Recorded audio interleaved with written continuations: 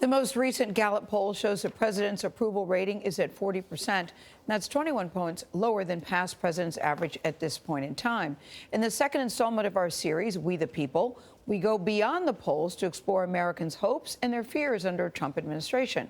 So we traveled all around the country to talk with 4 different people that we've been following, each with different political backgrounds and beliefs. Here they are in their own words. My name is Hallie Mitchinskook. My name is Leo Smith. My name is Cesar Vargas. My name is Stephen Shook. I'm from Carmel, California. I'm starting up my own business, and I voted for Donald Trump. Sell that out of state. I grew up in a Christian home. Since Trump has taken office, I think he's really trying to make it easier for people like myself to start up their own businesses. We, the citizens of America, are now joined in a great national effort. Being able to give the government back to the people, give the economy back to the people. I think he's doing a great job so far, other than the fact that he can't get his cabinet approved. If you did vote for Trump, I'm having a hard time seeing how you would still remain supportive of him. That I'm proud to be an American. He's kind of reneging on his promises from the campaign. Obamacare still hasn't been repealed, still hasn't been replaced. The wall. The job I'm in, being a special educator, you have to remain optimistic every day. I wake up every morning scared to turn the news on, just because of what I might see. And I've taken decisive action to keep radical Islamic terrorists the hell out of our country. I do feel optimistic. This is a free country, and we do need to respect the laws when it comes to immigration. We are a nation of laws, but we're also a nation of just laws. I came here when I was just 5 years old after my father passed away when I was just a little baby.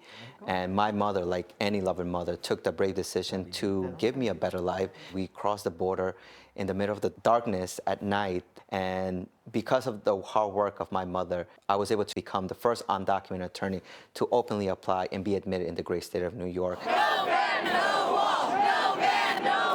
Donald Trump's rhetoric has been divisive. Children were afraid to see their parents walk out because they may never see them again. We also saw the response of our allies here, U.S. citizens from different backgrounds, former police officers, teachers, coming together and saying, hey, we're here to support you. We're here to open our homes. Sadly, we're creating this modern underground railroad where people have to hide from the government. I think he's addressing the issue of immigration. He may have done it in a blunt force way, but the things that needed to be done are being done. The whole Russian thing, that's a ruse. The Russian influences and all the news surrounding it, they're claiming it's fake news. And he's very upset that these leaks happened. He wasn't upset when he was using WikiLeaks to smear Hillary Clinton. I think that Trump's presence on Twitter is kind of good. I think that it's great to hear kind of the inner thoughts of the president. He's expressing his feelings. These guys that say, yes, here's what we're going to do. I don't have to do that. I don't expect him to have, the style of Ronald Reagan. I'm not looking for a rhetorical genius. I'm looking for a guy who will fix the problems of America. And this has to do with racism and horrible things that are put up. Since the election of President Donald Trump and working for the Georgia GOP, I've focused on empowering people who feel disenfranchised by his election, who feel like they don't understand his policies. I am very interested in seeing what Betsy DeVos is going to do to make sure that vocational education becomes an option for people who want to escape poverty again. No, I'm talking about the debate between proficiency and growth. Yes. And what your thoughts are on them. Well, I was just asking to clarify. That's a question that a college student can answer that's going into education. I teach at a public school. We could possibly start losing funding due to vouchers. Services for my special education students might disappear. I think that's best left to locales and states to. She just said, I'll consider everything. Nothing's off the table. Some people would say that her bedside manner wasn't all that great, but I say that she did exactly what needs to be done. And the leaks are absolutely real. The news is fake. I think the media is swift to make Trump look bad as he is to call them fake news. With those beautiful, beautiful words, made in the USA.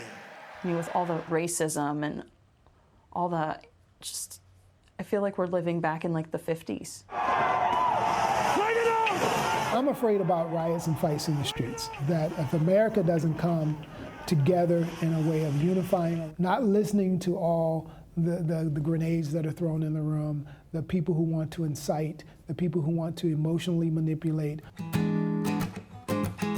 After 1 month of the Trump presidency, I'm most hopeful for law and order being brought back into our immigration system. And I'm hopeful that we are going to overcome this because we are Americans. We're fearless and we're going to achieve the American dream for everyone, not just a few. I'm most hopeful that we will see some really strong agenda items on education, on job creation, on infrastructure development in America. The United States is a very resilient country, and at the end of the day, we're going to make it. We will continue following up with Hallie, Leo, Cesar, and Stephen to see how their perspectives may change during the course of the Trump administration. I meant to say Cesar. It was interesting to hear all 4 different points of view. Absolutely. I think it's great on this presidency. And it's all about piercing the bubble and finding out what Americans actually think, and that's a great way to find out. And you see again the huge divisions among them. Yeah, now. Yep. It's true.